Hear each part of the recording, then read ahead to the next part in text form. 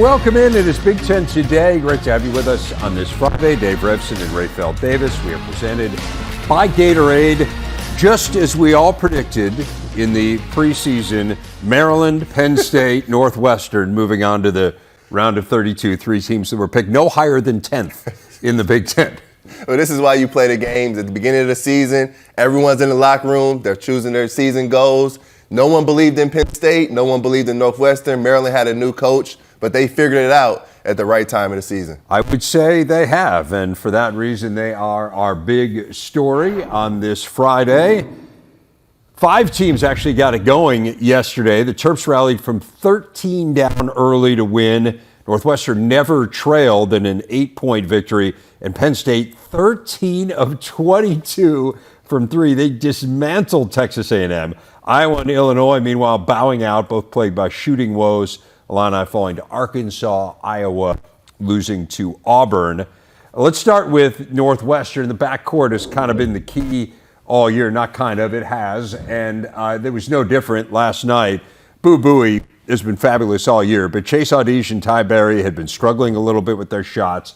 They really got it going. Those three combining for 55 of their 75 points. I like how they went about it, especially Chase Audige. You could tell someone set Chase down, watched some film with him, told him where to attack, how to attack, because he came out and he executed the game plan. I loved how his first 2 shot attempts were layups at the rim. And when he plays through getting to the basket, getting to the free throw line, and then starts shooting his jumper, it gives more rhythm to him and more rhythm to the floor. And then with Boo Buie, you would never know that was his first tournament game. Just the poise he showed when things got tight. He made the right read, got people set in place, set the table for others. And then with Ty Berry, when he's taking good shots, he's a really good shooter. Yeah, for sure. He hit 3 of 4 in this game. He was 5 of his last 27 coming in. So, again, it's really welcome to see Berry and Audige get going. And no question, that was the key. You wonder a little bit about the rebounding issues that they had. I mean, Boise State had 20 offensive rebounds. You think about Northwestern, I mean, they're not a great rebounding team, right. But Purdue had 9 offensive rebounds against them. This was the most offensive rebounds they'd given up all year. So we won't look ahead too much to the UCLA game. We'll do that a little bit later in the show. But if there's one negative, you kind of look at that and think, where did that come from? Yeah, because you're not beating UCLA, giving up 20 offensive rebounds and 20 second chance points. You go back to the Purdue game, they were dialed in on the defensive glass. They knew that was Purdue's MO. They knew they had to stop Purdue in that area. And they just they didn't focus on it last night. They were getting out in transition. They were leaking out. They've got to get back to the drawing board right there because that's got to be what they're good at. They've got to be physical inside. Nicholson has got to get guys out of there for moving and go get the ball with 2 hands, no one-handed rebounds. The flip side of it, I know it's overly simplistic, and we were talking about the guards and how well they played. It really just does seem to come down to, for Northwestern, they can be competitive if they're not making shots, but to be good, they've got to make shots. And they were over 1.3 points per possession. I mean, that for them, a team that struggles at times with its offense, that's really good. And you mentioned Buie, just so composed. Right? And got downhill, got to the rim, did the things that he is really good at. When that offense starts flowing, man, they're tough to beat. When they're not fighting logic, when they're just playing the game the right way, Boo Buie's getting downhill, getting to his right hand, a little floater, like we talked about, Chase Audige using his strength and his athleticism to play in the lane. And when you have those 2 guys putting pressure on the rim, putting pressure on the back line, that's when guys have to sink in, double them a little bit off of the bounce, and then you're going to have those kickouts. Northwestern isn't a team where you need guys shooting step-back threes or coming off the dribble into a 3. They're a team that needs to drive the basketball, play off of those 2 guys, and then get some rhythm because, like you said, the defense is stout. Boise State, 40% from the field, 26% from 3. When you're making shots along with that defense, it gives you energy on both ends of the floor. Absolutely. And you just can't say enough about Buie and what a year he's had. 11th time now in the last 17 games he scored 20 or more points, and Northwestern still perfect. Never lost. That's cool. A first-round game in the NCAA tournament. 2-0. And while we're on the topic of first-round success, let's get to today's big stat. It is brought to you by Gatorade. Maryland topping West Virginia. A little bit bigger statistical sample size here than Northwestern. 15 wins now in its last 16 round of 64 games. That is the best in the nation among teams that have made at least 10 tournaments in that span. ahead of some real blue bloods. Kansas, Kentucky, North Carolina. Tell you what, this did not look like a game they were going to win early. I mean, it could not have started more sluggishly. They built themselves a 19-6 hole.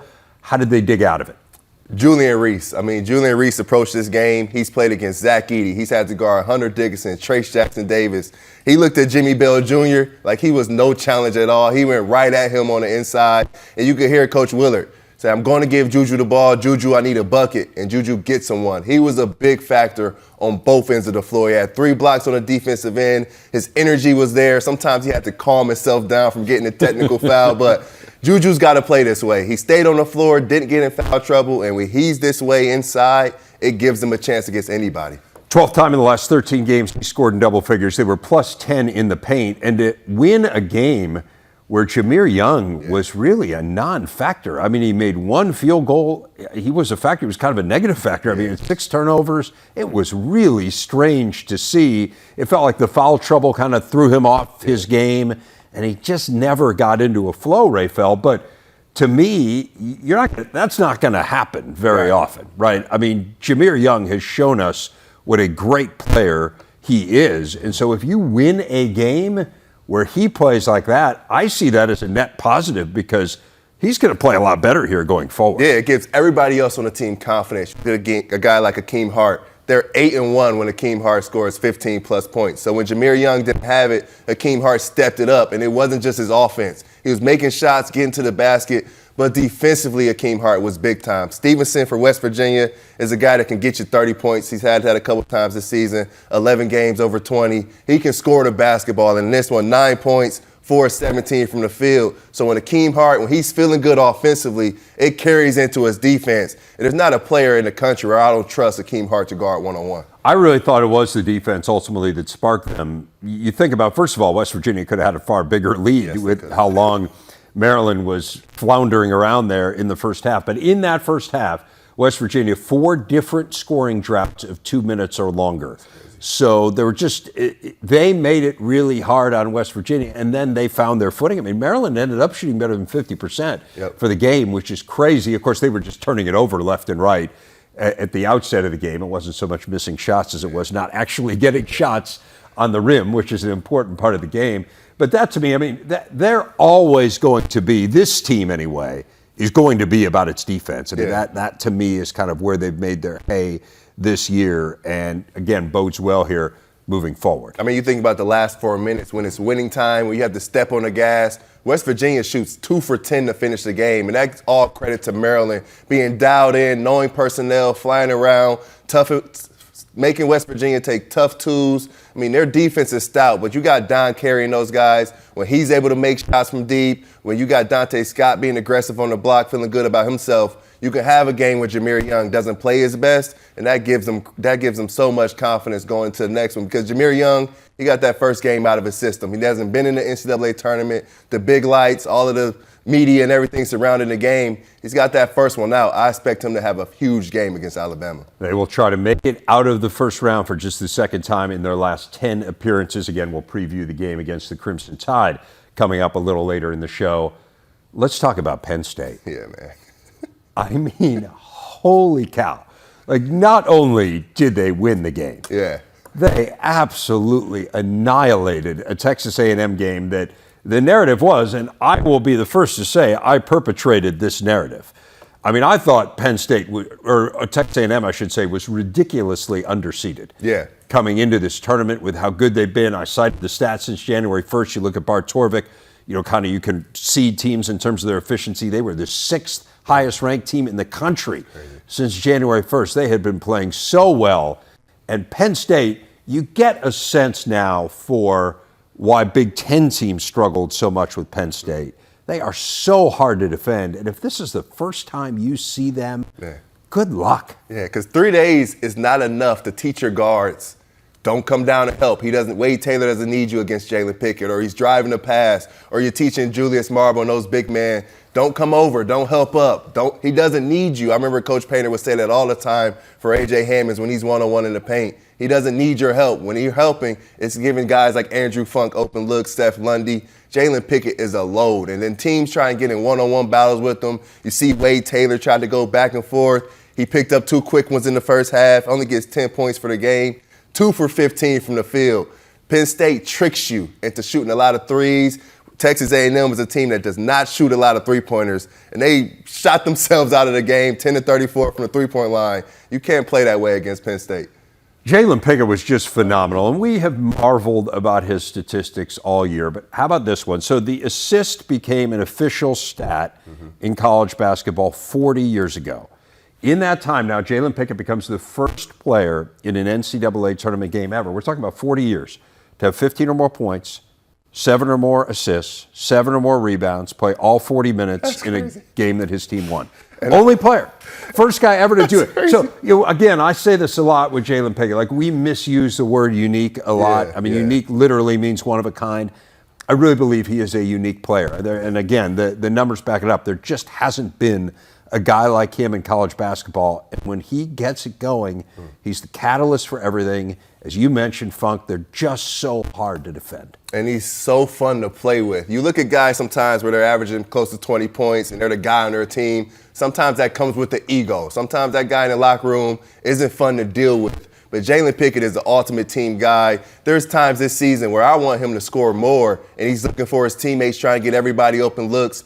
He understands time and score so well. He knows when they need a three. He knows when he needs to get a bucket. I like how he was trusting Keba Jai at the basket, few drop-offs. I thought that was Keba's best game of the season. But when Jalen Pickett has it going, putting those little guards in the post, there's nothing you can do with them. But it was outside of the threes. Jalen Pickett, what Penn State did defensively was special to me. Texas A&M shoots 34% from the field. Penn State gets 19 points off of their 10 turnovers. You can't turn the ball over against them. They don't put you to the free throw line. And then Penn State, one of the best teams in the country, to take care of the ball. No doubt. And I think the greatness of Jalen Pickett and how well Funk shot the ball and all that overshadows the defense. But to your point, 34%, the only team that's held Texas A&M to 34% or lower this year is Alabama. Yeah. So that was an awfully good defensive performance for Penn State, and now they move on. Again, we'll talk about their matchup with Texas coming up here in a bit. Iowa falling to Auburn yesterday, 83-75. The Hawks finished 19-14. They lost their final 3 games. Their streak of consecutive 20-win seasons ends at 4. Still have not made it out of the first weekend of the tourney since 1999.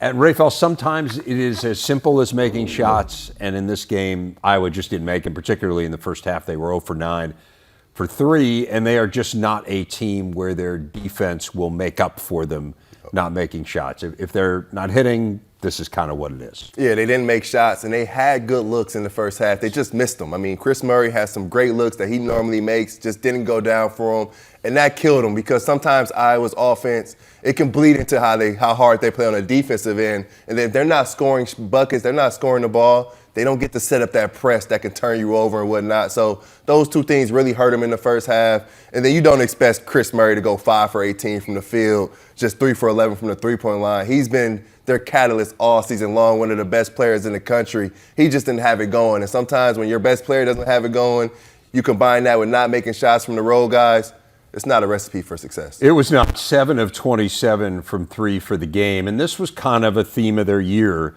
When they did not win, it was because the outside shooting wasn't there. They shot 24% from 3 in their losses this year. There's only 2 of those games where they shot better than 30%. So this is kind of what it is. I would also say this game in some ways was a microcosm of their season in that you never really totally felt like they were out of it. I mean, you think about some memorable moments, the huge comeback against Indiana where their season seemed to be teetering on the brink back in January. Obviously, the unbelievable game against Michigan State. I mean, they provided some really memorable moments for their fans. This was not a team that would ever fold up the tent, but it just felt like a little something missing for whatever reason, most of it when they got out of Carver Hawkeye Arena. Yeah, the road guys play better at home. So Tony Perkins, he's going to play better at home. Patrick McCaffrey plays better. They feed off of the crowd. And we were talking this morning, and Auburn was at home. So their road guys,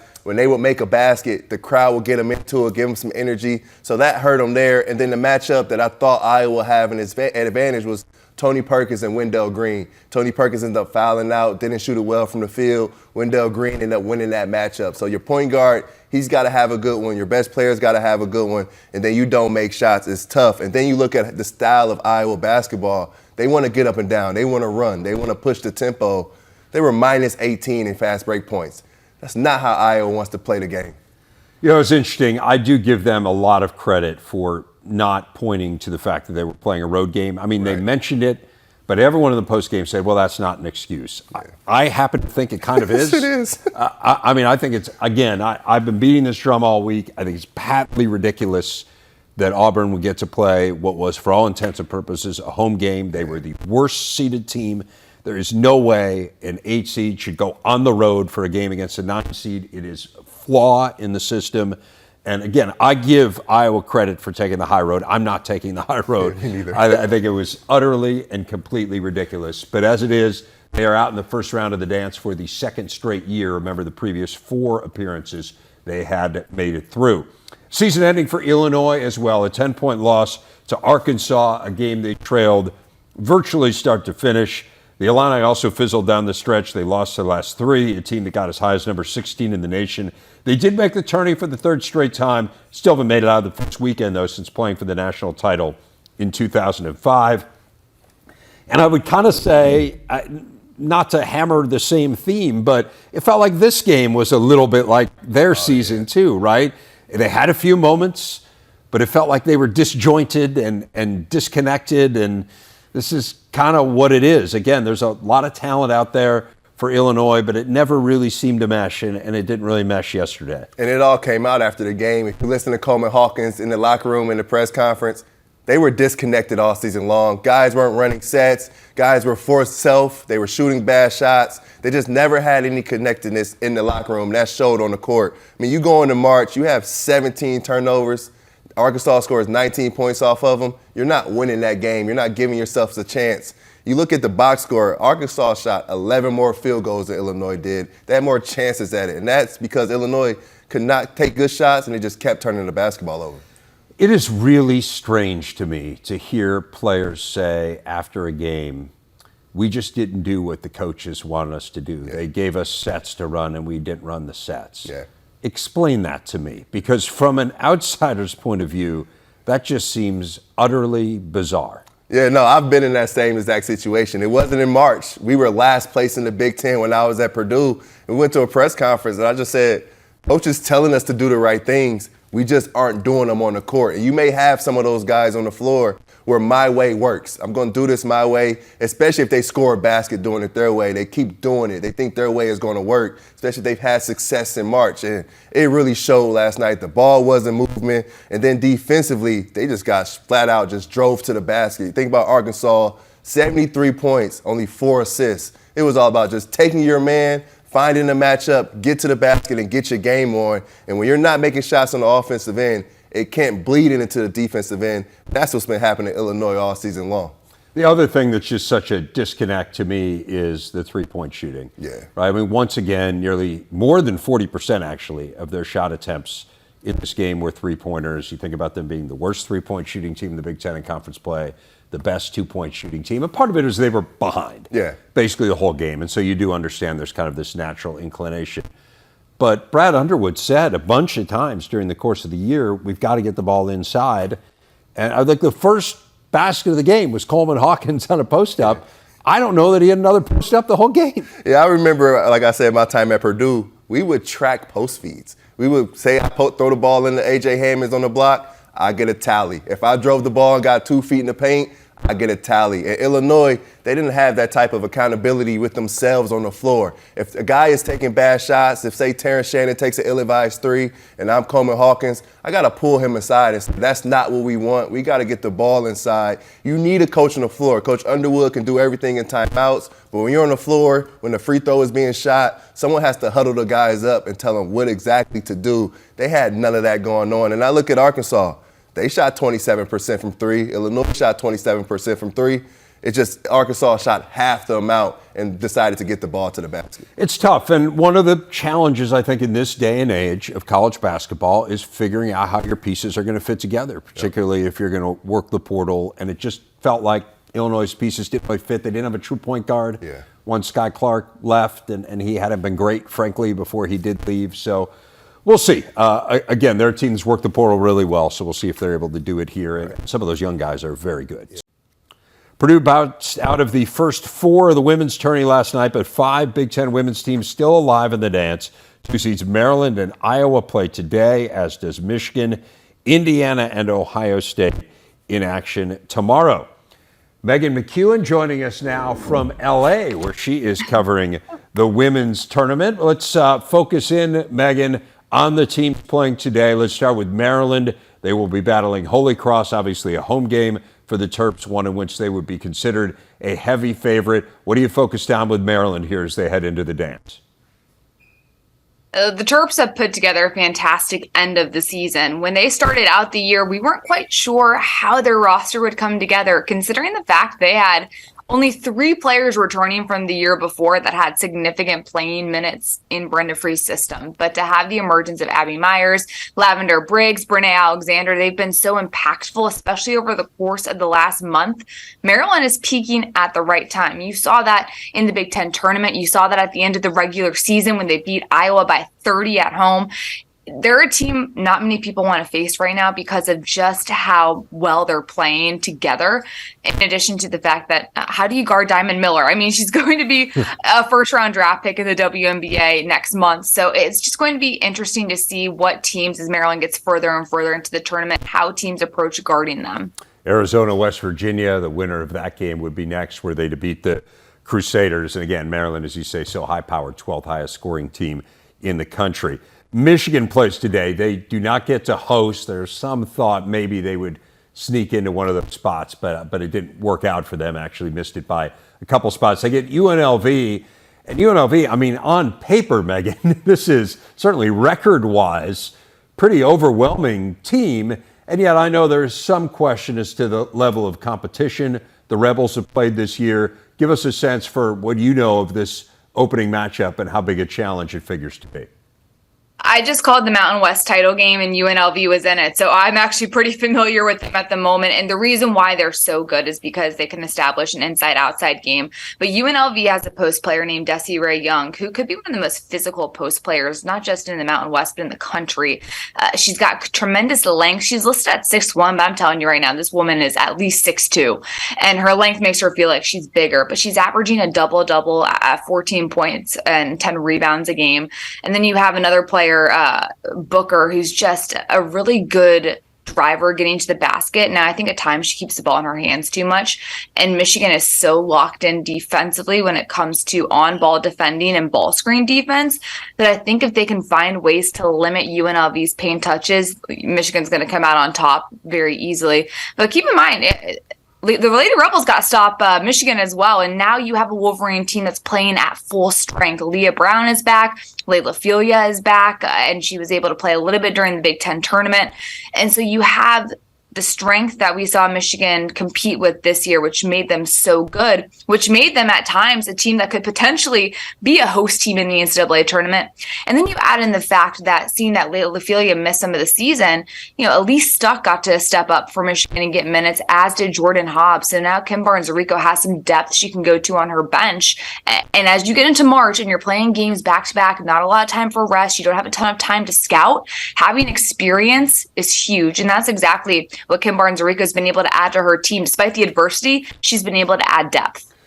And potentially LSU looming were they to win that game in Baton Rouge, so it'll be a tough assignment against Angel Reese and company. But again, as we know, really good Michigan team that's had some good NCAA tourney success here in recent years. How about Iowa? This is a team that you look at and think they have Final Four potential. What will it take for Caitlin Clark and company to make that run and to get to Dallas? Iowa is at its best when it is balanced. And as good as Caitlin Clark is, Iowa struggles to win games when she's the only one scoring. And so even when it's just her and Monica Cinato scoring, they're still a beatable team. But when Gabby Marshall starts knocking down threes at a high rate, when Kate Martin starts knocking down threes, when McKenna Warnock's playing at a high level, and then you add in Hannah Stolke, the Big Ten Sixth Woman of the Year, when they have that balance and everyone's sharing the ball and scoring, that's when Iowa becomes so difficult to beat, because you truly have to pick your poison. And then you add in the fact that Caitlin Clark's the best distributor in the country. I mean, good luck slowing them down, but Iowa plays at such a quickened pace. They led the nation in scoring at one point this year. And to me, you have to find a way to frustrate them by turning them over and slowing them down. But not many teams are good at that defensively. So if Iowa can just consistently find balance, which you saw them do in the Big Ten tournament, then my goodness, this is a team that could be potentially looking at an Elite Eight matchup with Stanford. And, that could be a good one down the stretch. Yeah, it would be a good one. That was the team they were battling for that final 1 seed, ended up going to the Cardinal. I know there's some who believe that Iowa did more to merit it. They would play it out on the court there and determine it. Again, a good region. I would be one of those people. Yes, no, I know. Iowa did more. Yeah, no, I know. And I think you make a pretty convincing argument they did. But again, the beauty of it is you get to play 1 versus 2 on a neutral court. It doesn't matter that much whether you're the 1 or the 2 if those two do end up going head to head. But loaded region for the top 11 teams in the net. So they both have to make it there in order to make that happen. Indiana is a 1 seed. They did get the 1. How good a chance do you give Indiana? I know no one has a great chance of winning it all other than South Carolina, just given how dominant they are. So maybe the question should be, how good a chance do you give Indiana of getting to the championship game? I really like Indiana's bracket. Taking a look at it, they could potentially, if they take care of business in the first and second rounds, face Villanova, who I think they match up fine with in the Sweet 16. Indiana, to me, I look at every single matchup and I'm like, they'll be fine in this game, they'll be fine in that game because of their balance. And they have the inside presence of Mackenzie Holmes, who was so dominant, who was second in the nation in field goal percentage at one point this season, shooting 70%. And then you have the addition of shooters like Sarah Scalia, Sydney Parrish, Chloe Moore-McNeil, and Grace Berger, who does it all for everybody on that team. And the balance, the depth, the discipline that Indiana has played with all year, they're excellent at really focusing in on the scouting report. Terry Morgan does a great job with this. And when you get into that KYP, know your personnel mindset, you become a really hard team to stop because you're so focused and you're so disciplined with just trying to make sure you take away your opponent's strengths. So to me, Indiana's that team that has a high IQ that can take down a lot of different teams. The one matchup that I'd be curious to see them, a potential Elite Eight matchup with LSU, we talked about earlier, they're in Michigan's region with Angel Reese, who is a name that some Big Ten fans may be familiar with, transfer from Maryland. She's averaging 23 points and 15 rebounds this year, so she's been fantastic. LSU plays really fast. But Indiana is one of the best teams in the country when it comes to slowing down pace of play. And to me, they have a great chance of getting to the Final Four as the brackets fit. 9 wins against top 25 teams this year, so they are certainly battle-tested. Hey, what about a quick thought on Ohio State, a team that started the year great, kind of stumbled, finished fairly well, including beating Indiana in the Big Ten tourney. What do you think of the Buckeyes? I got 2 words for you, Dave. JC Sheldon. And she is back and ready to rock and roll. We saw her in the Big Ten tournament, and she was fantastic. Ohio State is another team that has really good balance at times. And when they can get all 5 players on the score being scoring and threats, that press is going to dishevel a lot of teams. And so if they can find a way to just score off that press consistently, they're going to be tough to beat. And by the way, Cody McMahon, to me, could be the best freshman in the country. She is unbelievable. I don't know how teams are going to stop her. Well, let's hope they don't stop her, starting with James Madison here coming up this weekend. Megan, have some great calls here on the tournament. Enjoy Westwood and welcome the Bruins, our new conference pals here with open arms. Right? You need to lay the groundwork here with UCLA. They're very excited. I know. I'll go hang out. They're excited to come to the Big Ten. They're not excited about the cold necessarily, but very excited to be coming to that level of competition. What cold are they talking about? You just abuse them of that. It's 70 degrees here. It's lovely. I'm going to be honest. All right, Megan, have fun. Thanks a lot.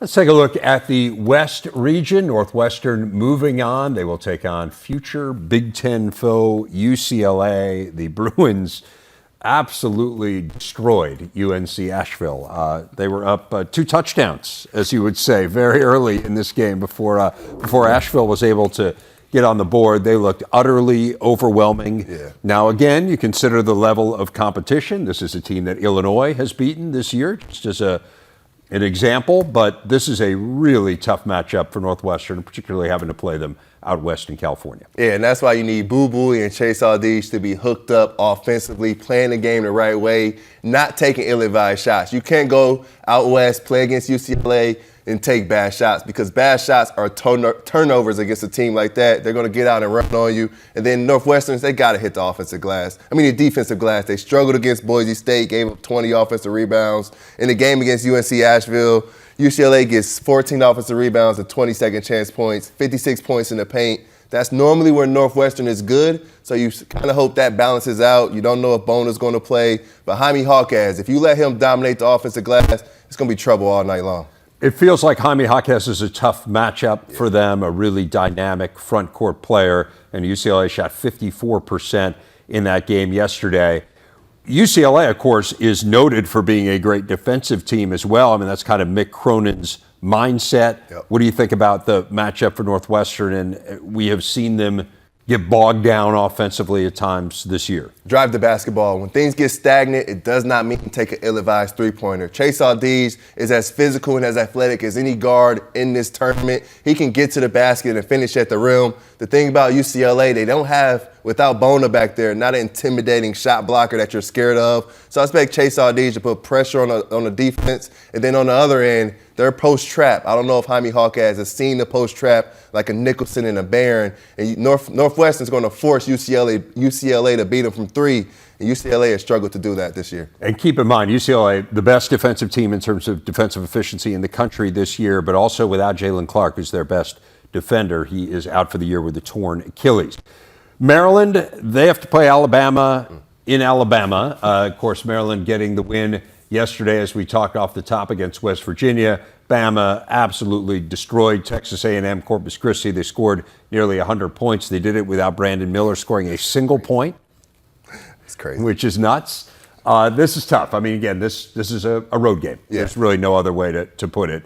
For Maryland, they have not fared well on the road this year, as we are well aware. What would it take for them to hang with the Tide and maybe pull off a massive upset? Well, being successful in the first 5 minutes of the game, I don't think Maryland can afford to get down 19-6 against Alabama. So they're going to have to come out and be aggressive to the rim to start the game and find a way to score the ball in the first 4 minutes. And then they're able to get into their press and try and turn Alabama over a few times and play in transition. But with Maryland on the road, it's all about the first 4 minutes. This is a Alabama team that led the nation in effective field goal percentage defense this season. So again, really good defensive team.